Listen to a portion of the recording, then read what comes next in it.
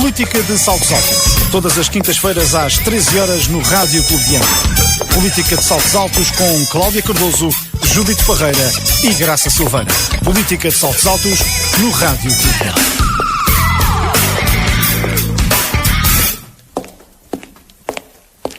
Bem-vindos ao Política de Saltos Altos, em direto no nosso Rádio Clube de Angra, com as comentadoras Cláudia Cardoso, Graça Silveira e Judite Parreira.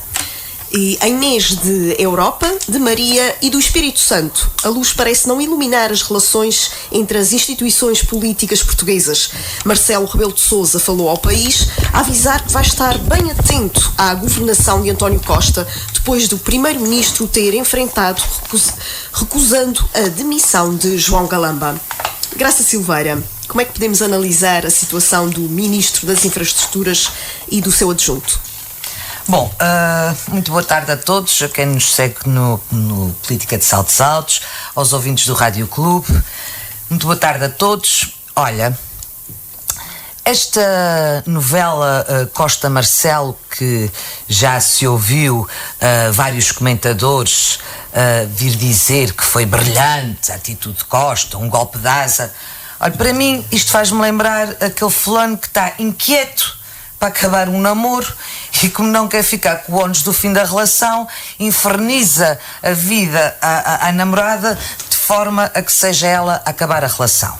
Só que Marcelo sabe mais que a Lúcia e não é propriamente uma namoradinha que lhe vai dar um ataque de nervos, e disse: não, tu vais ficar nesta relação e quem vai passar a fazer um inferno da tua vida sou eu, porque se Marcelo faz cair o governo, desde logo salvava o Costa do inferno em que ele está, que é um governo ingovernável, com demissões atrás de demissões, escândalos atrás de escândalos, e pior que isso, que não governa.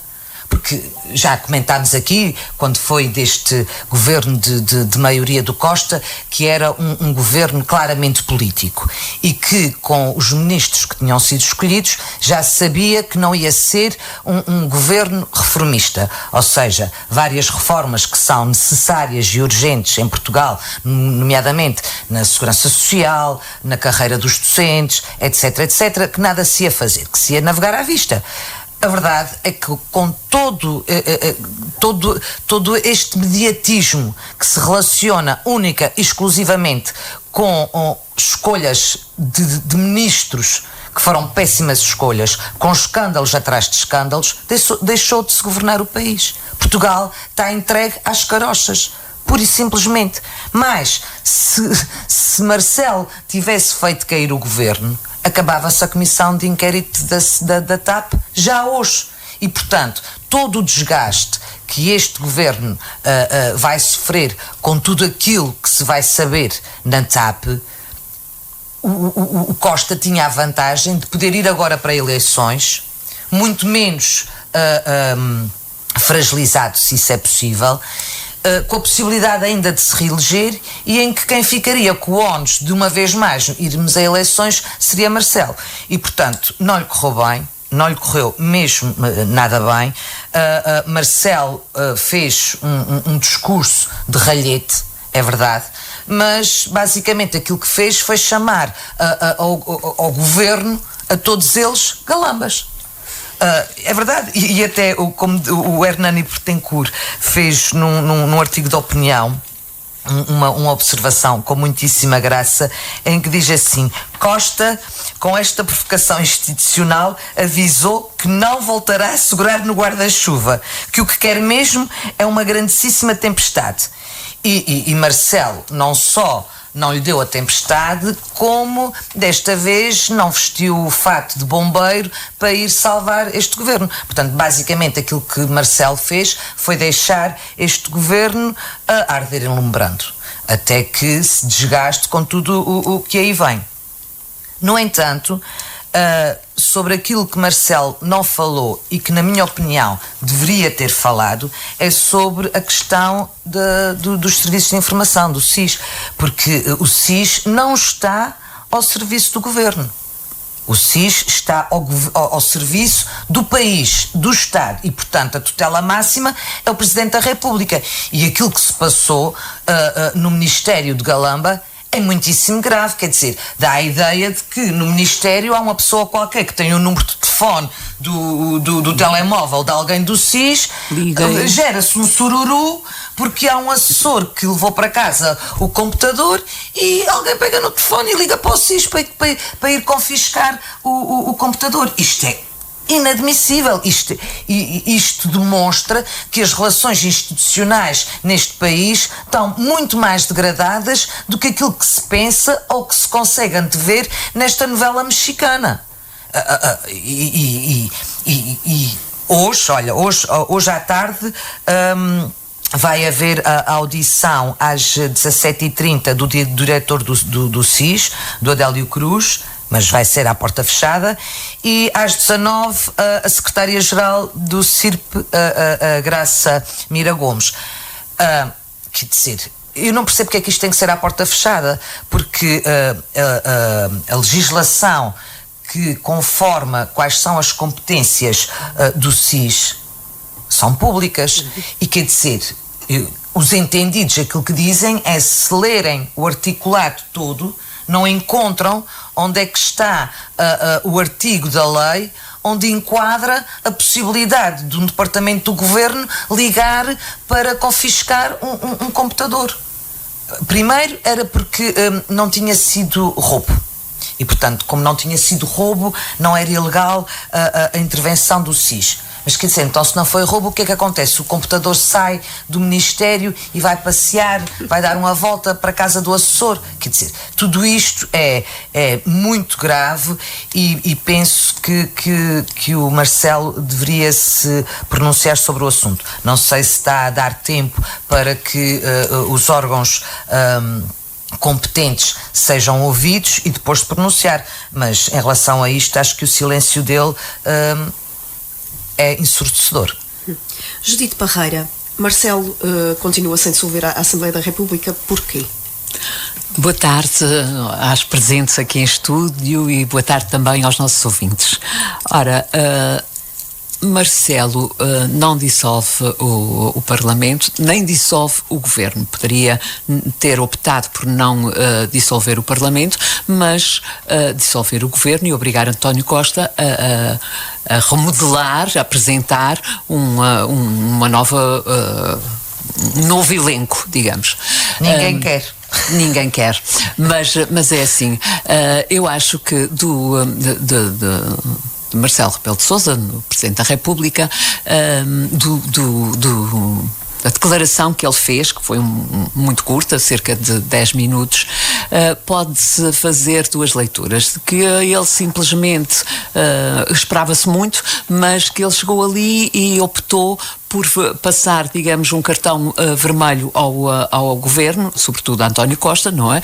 Que é o primeiro-ministro, e de dizer que iria estar mais atento àquilo que a partir de agora se passasse, ou seja, quase como uma ameaça, e em que o primeiro-ministro se sentiria mais controlado, mais fiscalizado e pronto, com mais cuidado com estas situações, porque temos que ver que este caso é mais um dos casos já a crescer àqueles que se têm passado neste pouco mais de um ano de governo maioritário do Partido Socialista, em que se esperava que fosse um mandato bastante calmo, porque com maioria absoluta não havia razão para haver todos estes casos, mas pelo contrário, o que mostra bem da prepotência e da arrogância do primeiro-ministro António Costa, bem ao contrário daquilo que ele disse na noite eleitoral,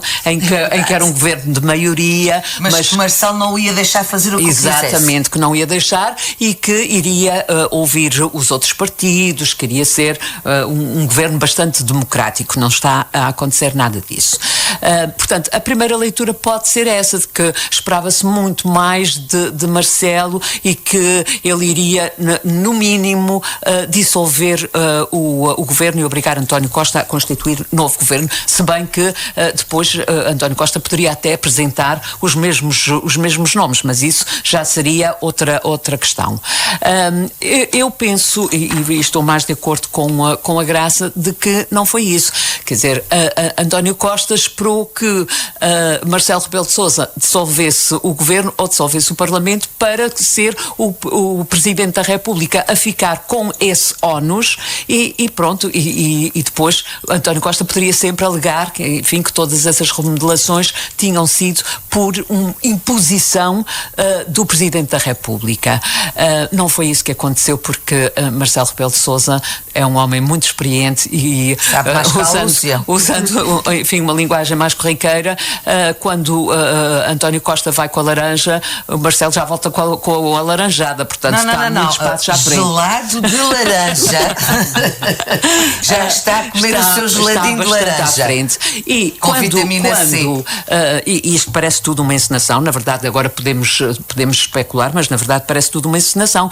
Desde o pedido de demissão de Galamba, já parece que António Costa combinou com Galamba que ele pediria a sua demissão, mas que não iria aceitar, porque não iria aceitar uma demissão a pedido de ninguém, nem por imposição do Presidente, nem a pedido de dos partidos da oposição e, sobretudo, temos que ter aqui em conta que, mas que do próprio Partido Socialista. O Presidente Carlos César, o Presidente do Partido Socialista, foi dos primeiros a dizer que precisava de haver um refrescamento, que este governo precisava de um refrescamento. E aí já está a dizer tudo, quer dizer, um refrescamento implica remodelação.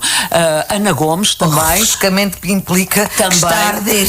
Veio dizer mais ou menos a mesma coisa. E António Costa, não querendo fazer isso, a Galamba que peça a admissão, não aceita e fica à espera que seja então o Presidente da República a fazer isso. O Presidente da República não está para aí virado e o que vai acontecer é que agora vai deixar António Costa a cozer em lume brando e vai ter que ser António Costa a tomar as medidas necessárias para que situações desta natureza não venham a acontecer, porque isto é vergonha alheia, mas envergonha-nos a todos, porque é Portugal, é o país que está em causa, e estas coisas a acontecerem com esta frequência realmente são inadmissíveis. E tudo o que se passou depois com o SIS também, porque o SIS não é a Polícia Judiciária, não é a PSP e, portanto, não tem competências e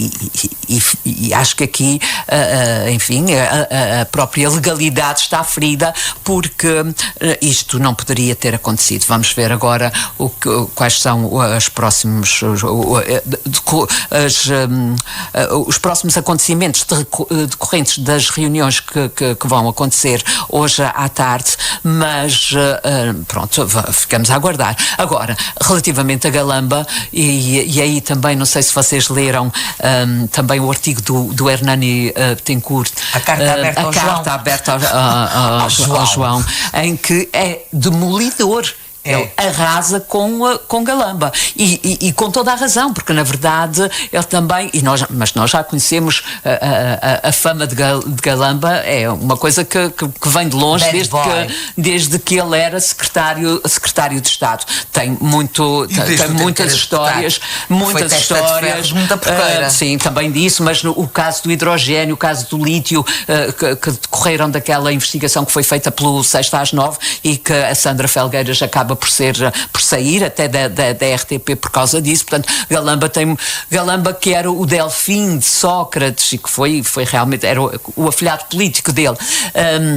E foi o primeiro a renunciar de que merece. A renunciar a Sócrates quando na altura em que ele foi detido, também considerou que era uma vergonha. Podia não se ter, simplesmente todos consideramos que era uma vergonha, mas ele também podia ter esse sentimento, mas podia-se ter calado e veio-se pronunciar sobre isso. Portanto, Portanto, Galamba já traz uma carga muito grande e a forma como ele, muito grave e deselegante, como ele comunica com as pessoas que estão de acordo com ele nas redes sociais, com os próprios jornalistas. Portanto, ele tem problemas sérios do passado que agora, enfim, estão ainda mais evidentes. Não sei como é que ele ontem saiu pela primeira vez, ou apareceu em público e foi confrontado com esta situação e se teria condições para continuar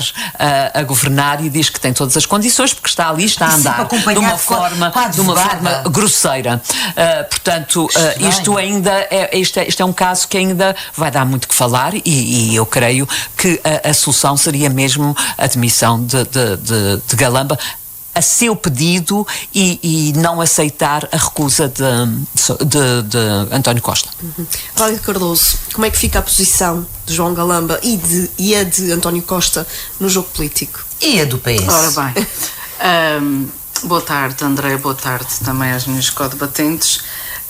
Naturalmente, esta situação, como têm dito os comentadores, e bem, na minha opinião, até porque também fiquei surpreendida com ela, embora não seja nada que não se enquadre no perfil de António Costa, que é um homem que gosta de fazer as coisas à sua maneira, digamos assim. E como já se percebeu, há muita gente, entre os quais se inclui o Presidente do Partido Socialista, Carlos César, que acha que esta não foi a melhor solução. Mas não deixa de ser a posição de Costa, né, em toda esta atrapalhada política, não deixa de ser uma posição, digamos, singular e de alguma mestria, porque é assim, poder-se-á questionar a possibilidade do bom funcionamento institucional a partir de agora, mas não se pode deixar de dizer que é um golpe de mestre, ou seja, não passava para a cabeça mais rocambolesca que fosse esta a posição de Costa, até depois do pedido, que foi muito claro, de vários socialistas, entre os quais se inclui o próprio Presidente do Partido. E o que Carlos César pede não é apenas a saída de João Galamba, pede uma reformulação alargada do governo, ou seja, levava este e levava outros. E portanto Costa acabou por conseguir pôr em xeque, fazer xeque-mate a Marcelo Rebelo de Sousa e colocá-lo numa posição bastante incómoda.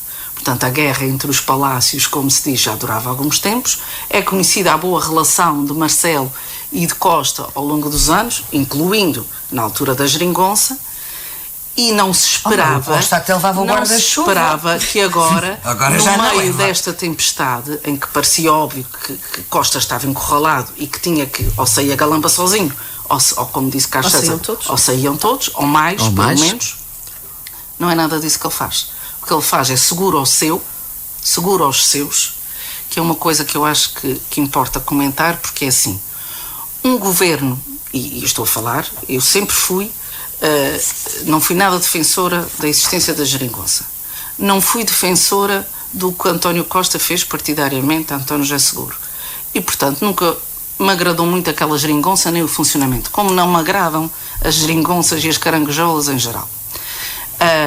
E achei sempre que o governo de maioria seria uma boa prova, um bom teste para que as instituições funcionassem com outra lisura e com procedimentos verdadeiramente institucionais, que não é o que está a acontecer. Elas já relataram, eu não vou repetir, todas estas atrapalhadas sucessivas degradam as instituições democráticas. E este é que é o verdadeiro perigo aqui. É porque degradam e não sei se em alguns casos serão recuperáveis. Manter João Galamba é, digamos, a pior decisão possível para o país, mas foi a melhor decisão possível para António Costa como Primeiro-Ministro, porque passa a batata quente para as mãos de Marcelo, que também ficou ali naquela posição um bocadinho dúbia de não vai ativar a bomba atómica, não vai dissolver o Parlamento, disse-o claramente, mas vai estar muito atento. Ora, o que é que significa o estar muito atento? Antes não estava atento, ou é como aquela anedota do mocho? Vocês sabem a anedota do mocho, não é? Há uma pessoa que vai ao Brasil, pede que lhe tragam um papagaio, e não encontra o papagaio, traz um mocho. E depois pergunta, então, como é que se está a portar o papagaio? Ele não fala nada, mas está sempre muito atento. Depois é como o Marcelo, vai estar mas o Marcelo atento. Não, o Marcelo então fala muito. Isso deve ser um híbrido. Papagaio, papagaio veste-se mocho. O Marcelo, olhos de mocho e bico de papagaio. Se vocês repararem, o Marcelo não tem falado assim tanto. Aliás, o que ele fez foi uma boa gestão de silêncio. Andou a comer geladinhos, os caminhos, jantar fora, dizer que tudo o que tivesse a dizer falaria primeiro que o primeiro-ministro. Portanto, ele geriu muito bem o seu silêncio. Ou seja, o Marcelo é muito folclórico quando anda nas selfies e nos beijinhos, mas depois ele tem momentos que sabe muito bem como proceder, e este foi um deles. Agora, eu acho que também nem ele esperava isto, e sentiu-se, de certa forma, traído na relação de confiança que tinha com o primeiro-ministro, e isto é que pode mexer aqui as contas do desfecho disto, porque eu acho verdadeiramente que agora as relações institucionais estão manchadas, se calhar estão indelevelmente manchadas, ou seja, não vai ser possível recuperar esta relação que havia antes, como já se percebeu, porque eles já estiveram juntos em situações de Estado. E depois João Galamba insustentável, não, um zombi político, quer dizer, anda a desfilar. Ainda ontem esteve lá neste encontro em que discursou em representação do primeiro-ministro, mas é um perfeito zombi político, sem nenhuma credibilidade, e se não tem, onde não se encontra responsabilidade, seu próprio, porque aquela questão da carta, quer dizer, vamos lá ver, aquela carta não foi escrita por João Galamba, não é? O pedido de demissão não foi feito por João Galamba. Deve ter sido pedido que ele o apresentasse para ser precisamente recusado, para se fazer este número, que é muito típico de António Costa, que é muito típico, porque ele é um jogador, é um player, não é? Ele sabe exatamente o que fazer e como fazer aquilo que ninguém esperava. Só que depois rebenta. E rebenta aqui com uma coisa que é grave, do meu ponto de vista, quando nós temos o Chega como terceira força política, que é a credibilidade institucional da democracia. E o Chega, que já deu provas que não é um partido democrático, vai-se aproveitar e disso novamente. E, portanto, o que eu acho disto, como ele disse no dia que fez lá a conferência de imprensa, o primeiro-ministro, é uma decisão que me cabe a mim, a demissão de João Galamba. Ele não fez nada de mal, portanto, não leva tal, e eu não vou demiti-lo. Se o Galamba não fez nada de mal. Não fez nada de mal, não tem nada de mal, não sei o quê. E, portanto, ele assumiu a culpa, se quisermos falar assim, claro, de Galamba.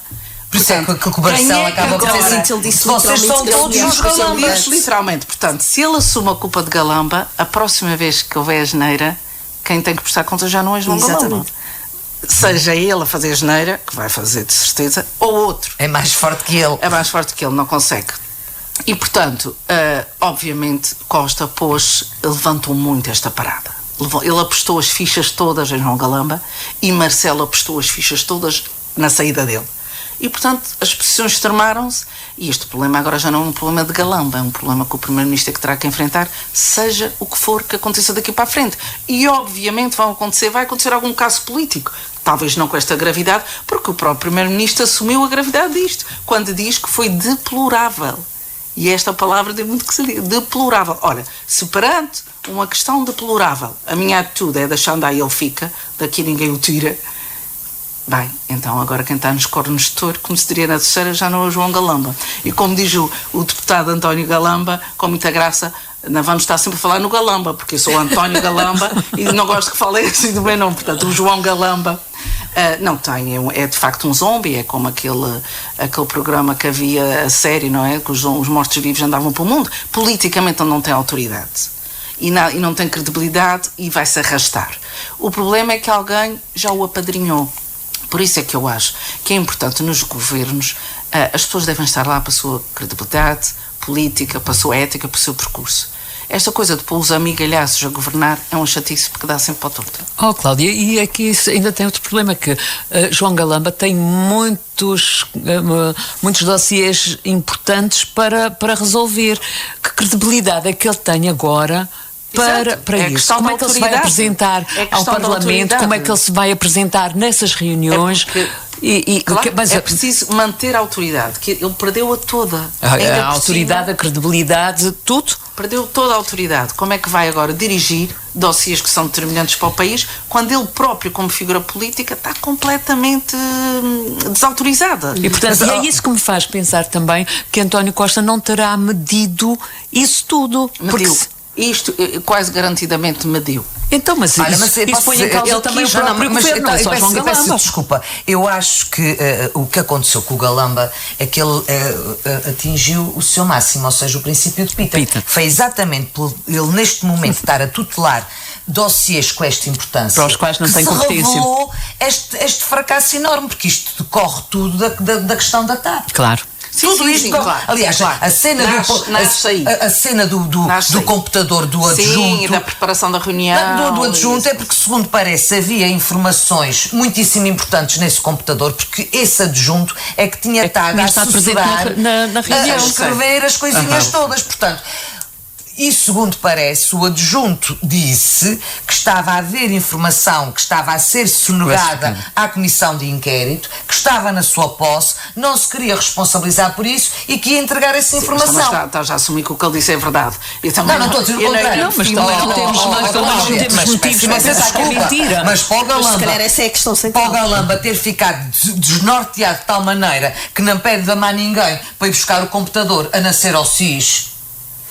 Contínuo, primeiro, que o que está naquele computador deve ser de uma enorme gravidade. Sim, a primeira coisa que ele faz é despedir pelo telefone.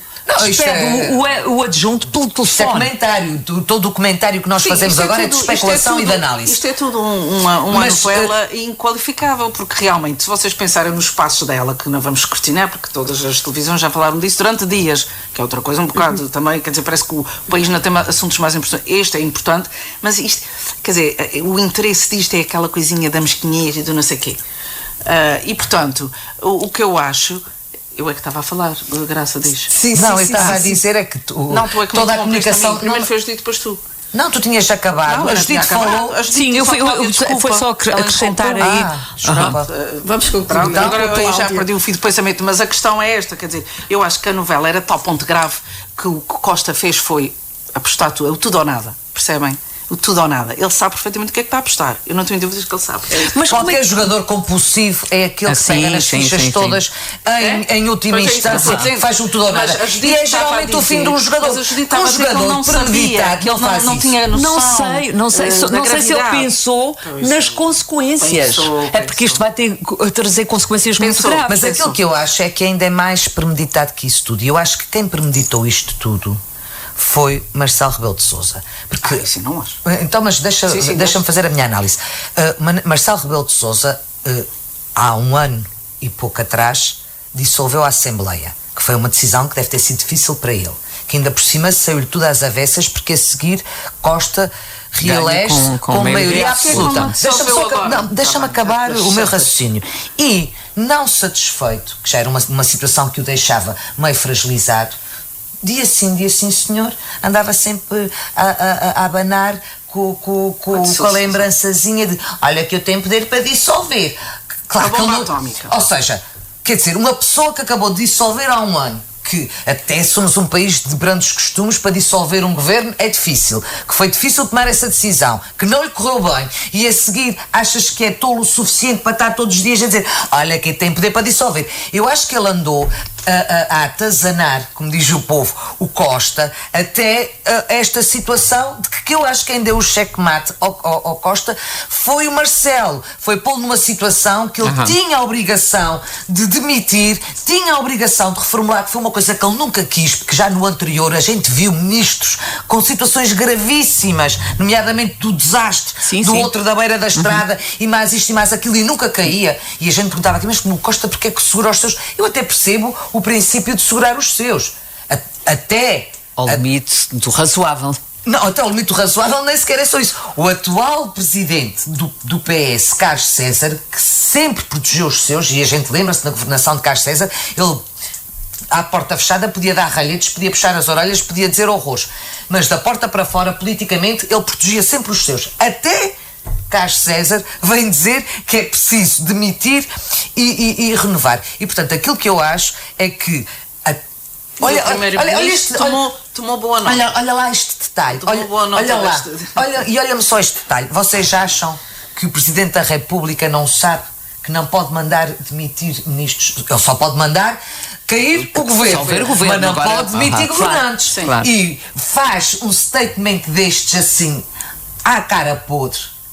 Portanto, isto em Marcelo não foi jogar as fichas todas para um canto, não foi um ataque de frescura que se lembrou de dizer. O Marcelo sabe que não podia mandar demitir Galamba, sabe que não pode demitir governantes e, portanto, fez este cheque que não foi mate Não foi à rainha. Não foi nada mas não, foi. Não. Foi porque fragilizou Costa, obrigou Costa. Não, tu acabaste de dizer, obrigou Costa a assumir a vergonha que é manter um Galamba no governo, fez Costa o fim fragilizou-se quando assumiu a culpa de Galamba. Não é? Mas então, se ela fizesse isso, o que é que fazia? Punha na rua? Com certeza. E então fazia com então é que eu estou a dizer. Ele tinha feito uma coisa muito simples, que era não fazia só a Galamba, fazia como se serviu o César, mas não quis permitir, bateu o pé. Para não parecer que era só com aquilo. Não é só para parecer, porque ele disse ao Presidente da República: quem tem competências para pôr para fora sou eu. E eu não ponho. Exato. E ele fazer isto, assume as culpas de Galamba, fragiliza-se. E vai-se fragilizar muito mais ainda, a ter que governar este governo ingovernável e a ter que passar. Sim. Daí que eu acho que qualquer jogador compulsivo aposta as fichas todas sem pensar, pensando que vai ganhar, mas não pensa se perder o que é que lhe vai acontecer. E Costa foi exatamente a mesma coisa.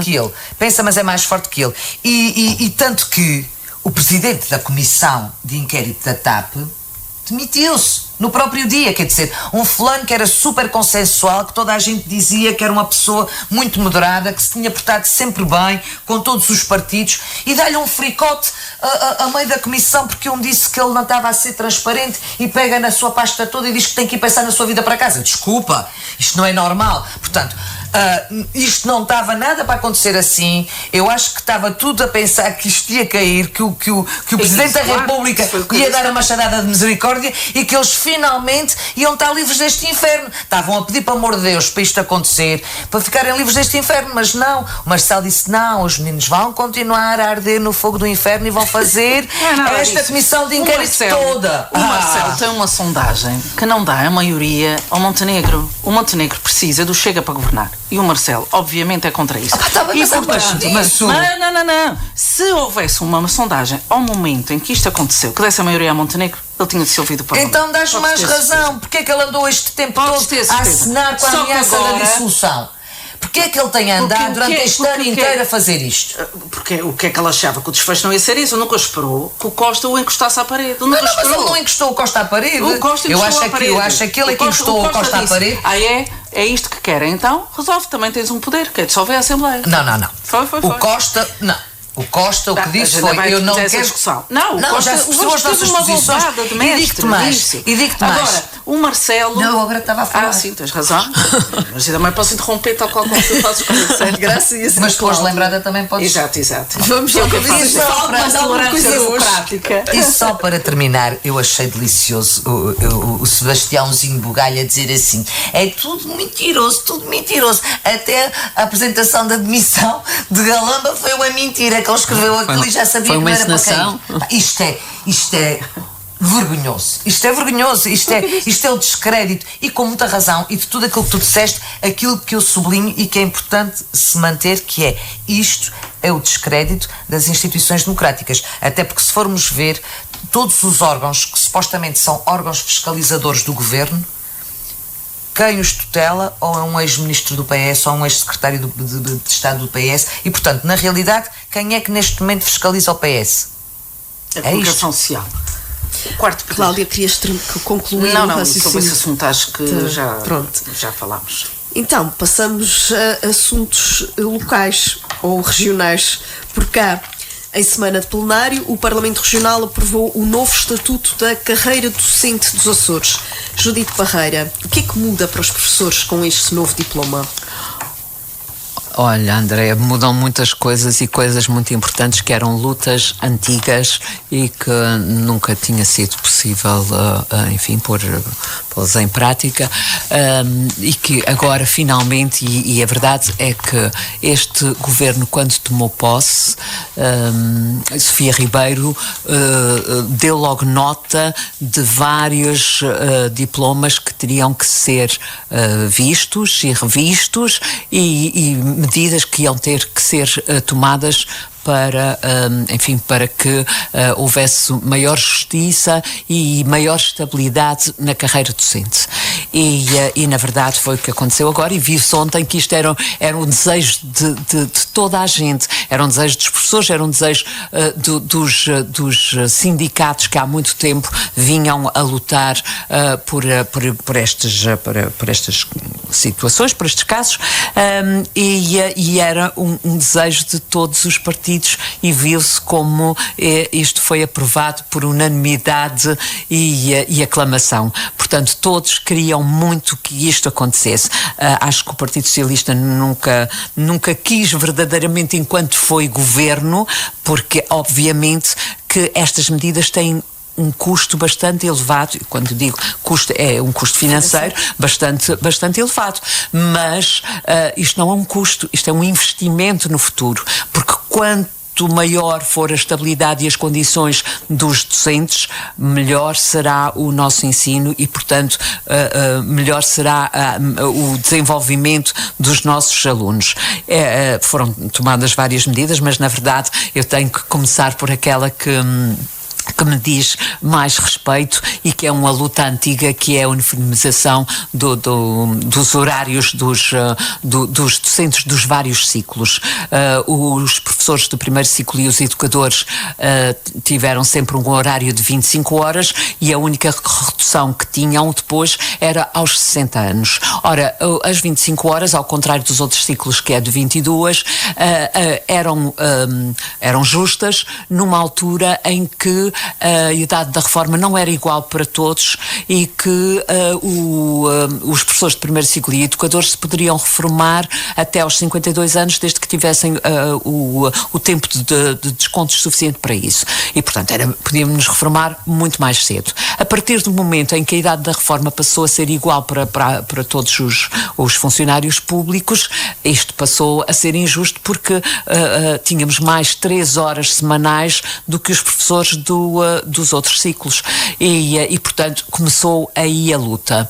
Finalmente este diploma é aprovado e deixa-nos muito satisfeitos, embora agora isso implique uma reestruturação das próprias unidades orgânicas, porque enquanto que o horário dos docentes passa a ser de 22 horas, o dos alunos continua a ser de 25 e, portanto, é preciso fazer aqui vários ajustes que hão de ser estudados e provavelmente, e até porque já foi também aprovado o diploma que reforça a autonomia das escolas, portanto, cada unidade orgânica agora encontrará as melhores soluções para a sua unidade. Porque nem todas optarão com certeza pelas mesmas estratégias e pelas mesmas soluções, mas este é sem dúvida nenhuma uma medida que me deixa muito satisfeita, porque vem repor a justiça. Outra também que podemos referir aqui, que também era bastante importante, é a recuperação do tempo de serviço perdido entre carreiras. Também já há muito tempo que os sindicatos vêm a referir isso e finalmente também é aprovado. Devo dizer aqui que nós encontramos-nos numa situação, já estávamos antes numa situação muito melhor do que os colegas do continente, e vê-se isso porque enquanto que no continente continuam as greves e já vem a acontecer há muito tempo, os professores não desmobilizam porque querem a recuperação integral do tempo de serviço que ficou congelado, enquanto que nós aqui nos Açores ainda estamos a recuperar já tínhamos recuperado 50% ainda no tempo de Carlos César como presidente e depois ainda no governo socialista recuperámos os outros 50%, não imediatamente, mas faseado, e portanto ainda estamos nesse processo de recuperação, mas estamos muito melhor do que os colegas do continente que não recuperaram tempo absolutamente nenhum. Faltava agora esta recuperação dos 3 anos perdidos entre carreiras e portanto este diploma também vem agora resolver essa situação. Depois há outras medidas que não são menos importantes, mas serão talvez menos mediáticas, que é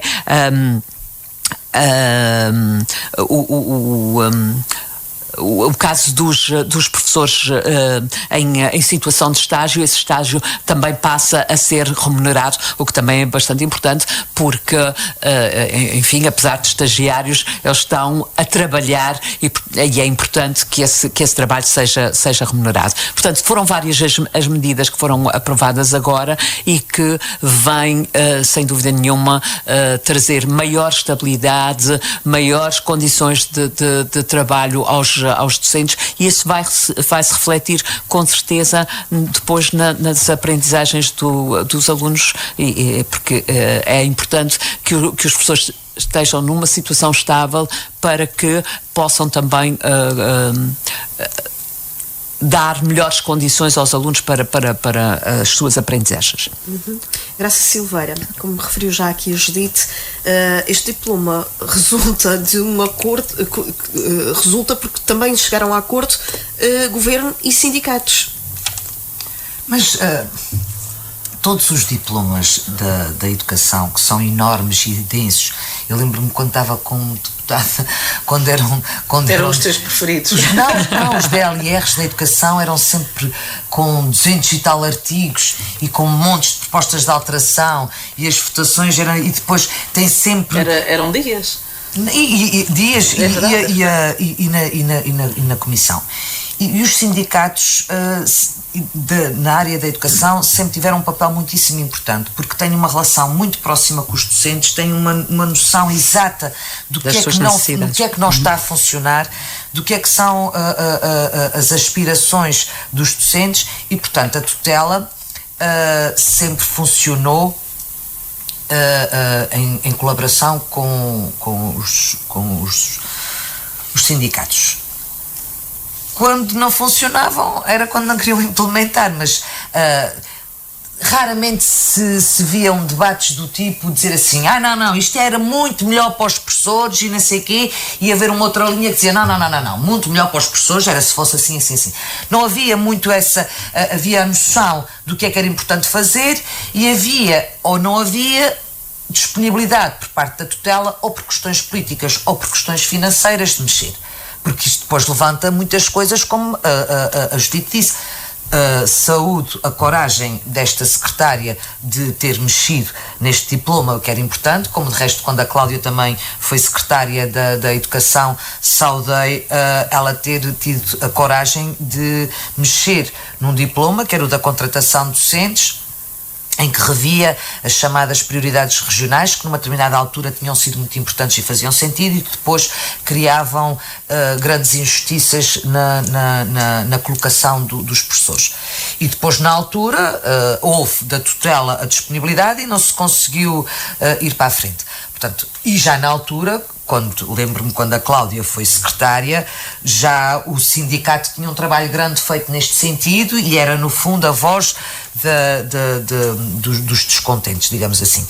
Mas depois o diploma é um DLR, faz alterações no papel, mas depois na prática há imensas coisas que têm que ser mexidas, nomeadamente aquilo que a Judite chamou a atenção, que é no primeiro ciclo, ou seja, na escola primária, as crianças têm 25 horas letivas semanais. O professor só tem 22 horas letivas, portanto, vai ter que se encontrar um novo modelo, ou de docência partilhada, isto aqui, ou de outras atividades, ou o que quer que seja, que essas 3 horas... Isto é o fim da monodocência. Exatamente, isso é o fim da monodocência. E por acaso, eu até estava a ser injusta, porque neste diploma em particular, um dos deputados do PS defendia que nos países nórdicos aquilo que tem dado bons resultados é a monodocência, que eu acho que é um bocadinho abusivo tirar esta conclusão. Há duas coisas que são factuais. Nos países nórdicos a maior parte das escolas tem monodocência, e nos países nórdicos a educação está a um nível, em termos de rankings, muito superior à nossa. Agora, que uma seja consequência da outra direta, não é só. Há toda uma cultura de participação dos pais, de interesse. Nas escolas primárias na Holanda não há contínuos para dar o lanche nem contar histórias aos meninos. Os pais são escalonados em rolemã e todos os dias na escola quem dá o lanche e quem conta as histórias e quem está no recreio a tomar conta dos meninos e a corrigir os palavrões e a evitar que andem todos pegados de gadelhas não são os contínuos. Porque os pais têm a noção de que não querem perder a mão na influência da educação naquela fase de formação de caráter e social que é determinante. E portanto são consequências estruturais gigantes. A disponibilidade dos pais, os trabalhos dos pais. Não. É que mas é que é isso tudo que eu estou a dizer. E eu apercebi-me disso porque tinha colegas meus que estavam a fazer o doutoramento e que só avisavam, diziam, olha, hoje tenho que sair 2 horas porque vou à escola. Não há papel, não há nada. Hoje é o meio-dia de rolemã. Até os estrangeiros que estavam lá, uma colega minha brasileira que tinha os miúdos na escola, também ia ao rolemã tomar conta. Portanto, tudo isto envolve imensas coisas que não são só aquilo que se altera em letra de lei. Espero é que sim, que com estes pequenos passos que vamos dando, tornemos a carreira docente mais apelativa, porque eu temo pelo futuro das nossas crianças e dos nossos jovens. Se até há bem pouco tempo atrás o professor primário e os professores tinham perdido um estatuto que tinham de referência na sociedade, de formadores, de respeito, de participantes, etc. O quadro, o médico e o professor. Já tinham perdido. Agora perderam-se mesmo os professores, independentemente do estatuto que têm, porque as pessoas não querem seguir essa carreira. E, portanto, espero que todos estes passos que se possam dar no sentido de tornar a carreira de docência mais apelativa, haja essa sensibilidade nos jovens que estão a fazer a sua formação e que queiram optar por isso. Cláudia Cardoso, a Assembleia Legislativa Regional aprovou a proposta em votação final global por unanimidade, com algumas alterações propostas. Exato. E qual é a pergunta? A pergunta é, há consenso de facto nesta matéria dos vários partidos que compõem o Parlamento Regional? Sim, evidentemente se aprovam por unanimidade é porque estão todos de acordo. O Estatuto da Carreira Docente, a Judite já fez esta comparação, é diferenciado na região. Foi um ganho autonómico muito significativo, ou seja, a carreira tem contornos e tem diretrizes regionais, o que a torna, lhe dá ou lhe confere a possibilidade, porque vocês reparem, nos primeiros anos da autonomia, do ponto de vista educativo, estava muito limitado. Nós dependíamos do Ministério da Educação, praticamente. Portanto, temos uma espécie de delegação distrital, regional do Ministério da Educação. Portanto, há aqui uma evolução, que parte dela foi, claro, feita pelos governos de Mota Amaral, outra parte pelos governos do Partido Socialista, com alterações importantes, nomeadamente ao nível da fixação dos docentes, que vocês se lembram de como é que eram os quadros da região, eram usados como trampolim para aceder aos quadros. Portanto, tudo isso foram passos muito importantes de consolidação. Isto que agora se verifica são também passos importantes nesse sentido. São muitas destas concretizações que estão contempladas ao nível do ECD atualmente, são algumas delas aspirações antigas dos sindicatos, nomeadamente do SEPRA. A questão que a Judite aflorou da importância dos professores de primeiro ciclo de educação pré-escolar terem uma situação equiparável aos docentes dos outros níveis, efetivamente é uma aspiração muito antiga, que agora se concretiza. Sempre houve, e a Judite também o disse bem, alguns dos aspectos que agora se concretizam, muitas vezes não se concretizaram, mais por razões financeiras, até por razões políticas, porque tudo o que mexe com a carreira docente ou com professores tem um impacto financeiro muito significativo.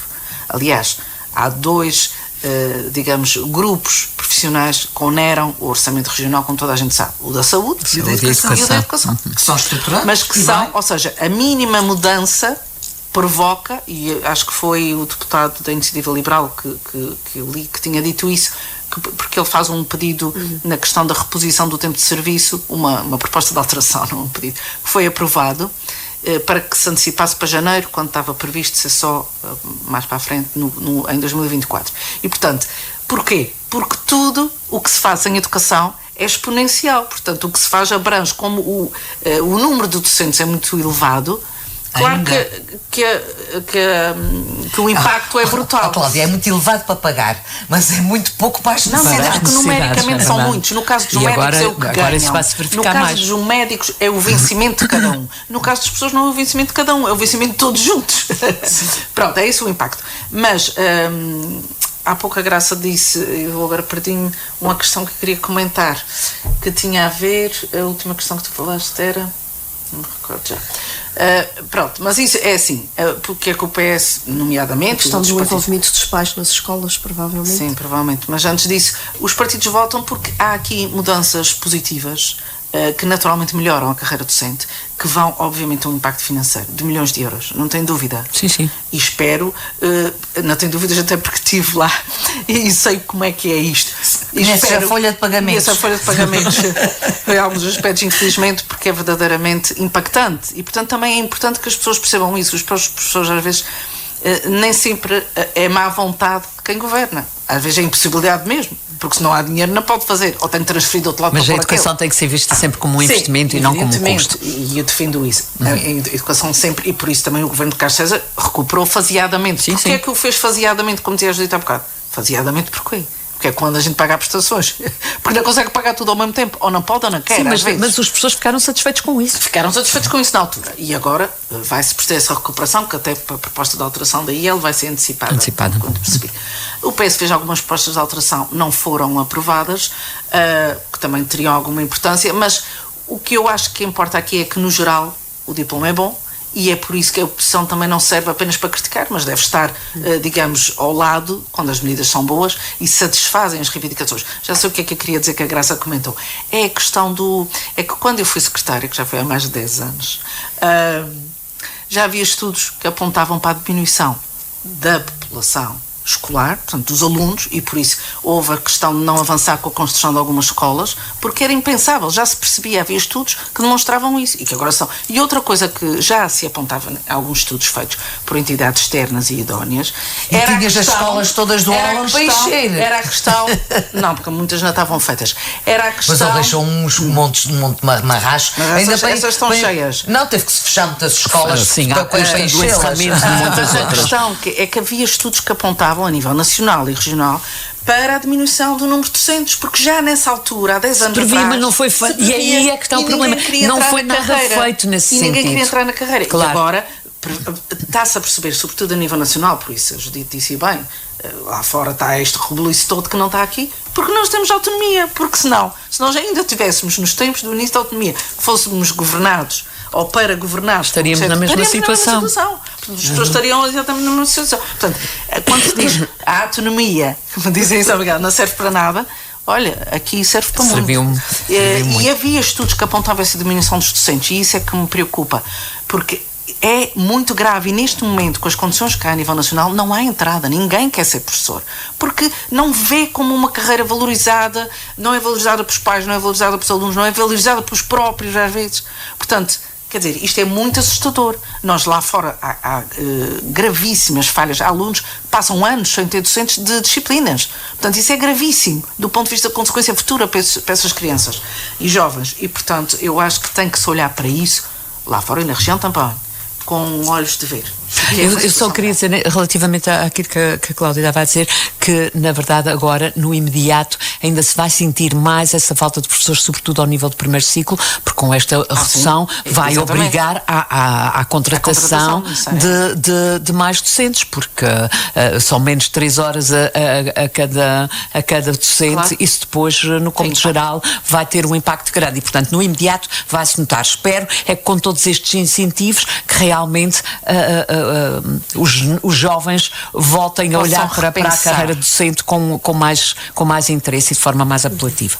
Eu queria só dizer uma coisa que é o seguinte: durante muito tempo se olhou para esta questão dos professores que vinham de fora para os Açores ganhar anos de serviço para depois voltar às suas escolas de origem como se fosse a besta negra, e muitas das alterações que se fez nas carreiras e no diploma das contratações foi no sentido de salvaguardar que tivéssemos uma bolsa de professores própria.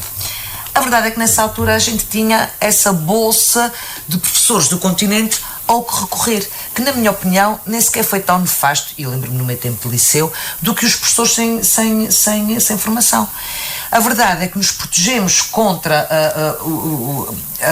porque se dizia que era preciso uma estabilidade pedagógica, que isto dos professores chegarem e depois irem embora, Mas e eu era lembro-me verdade, eles perfeitamente. ficavam cá 3 anos no quadro de zona e iam-se embora a seguir. Mas é verdade, a verdade Era é que para mim, eu não estou a dizer o contrário, mas para mim, eu achei sempre muito pior, porque tive professores que eram dos Açores, que eram de cá, que não tinham formação, que iam dar matemática, a gente já se a preparar para ir para a universidade, com uma péssima formação. Isso para mim foi muitíssimo pior do que, por exemplo, tive professores, lembro-me perfeitamente, tive professores de filosofia, de história, de psicologia, que era malta que vinha de fora com outra cabeça e que serviu, no fundo, para cobrar um bocadinho daquela endogania. Mas olha que também havia muitos professores sem habilitação e que eram se dedicaram e outros que se dedicaram muito, para conseguir competir não estou a dizer o contrário. Não era o facto de ser sem habilitação que significava que eram péssimos. Não estou a pessoalizar, estou a dizer dois problemas que nós tínhamos que resolver. Um deles resolvemos para nada, porque neste momento nem o pessoal do continente quer vir para aqui, porque tudo o que olha que ainda vem alguns. Agora com a questão de porque senão deixa-me acabar este raciocínio, por favor. Tu parece que nem sequer ouviste o que eu disse. Não, eu disse assim, a gente resolveu exatamente este problema todo, portanto, já estamos blindados para ter o nosso quadro próprio, e agora, mesmo os de fora, já não vêm porque eles já nem sequer há suficientes lá fora, como tu acabaste de dizer. Mas tem as cotas de expressão na carreira. A gente resolveu um problema que aqui não existe. Deixa-me só acabar. Resolvemos um problema que já não existe, porque os professores lá de fora já nem vão vir para aqui, porque as escolas lá de fora têm uma necessidade enorme, com tanta falta de professores que... Mas eles não progridem na carreira. E depois, em relação à questão dos professores sem formação, estamos a regredir, olhos vistos. É que neste momento qualquer pessoa pode ir dar aulas para o liceu. Isso é verdade. Já não precisas de estágios pedagógicos, já não precisas de nada. E mais dia menos dia. Voltamos ao que estávamos antes.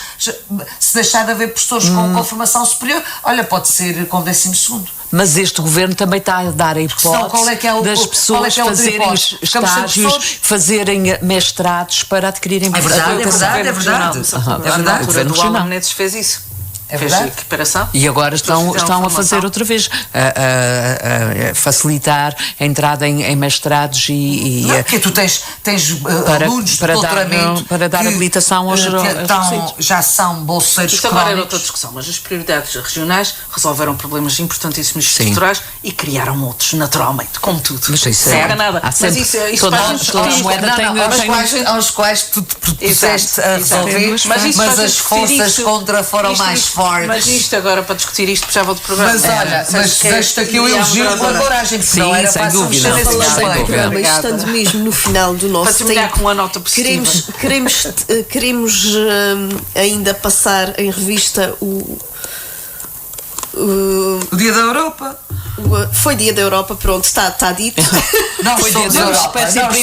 Comemorar a Europa e sabemos da importância que representou para nós. E só para concluir, o Marcelo afinal não foi lá lavar roupa suja e foi dizer que ele e o Costa estão muito amiguinhos e que apesar de tudo, de Costa ou de coisa, Portugal é para a Europa. Portugal forever. Sim, foi Dia da Europa, dia 9, a data que pretende festejar a paz e a unidade do continente e que assinala o aniversário da data da histórica Declaração Schuman. Quando falamos em Europa, falamos de fundos, falamos de PRR. Isto dava vamos deixar no ar para uma próxima para um próximo programa.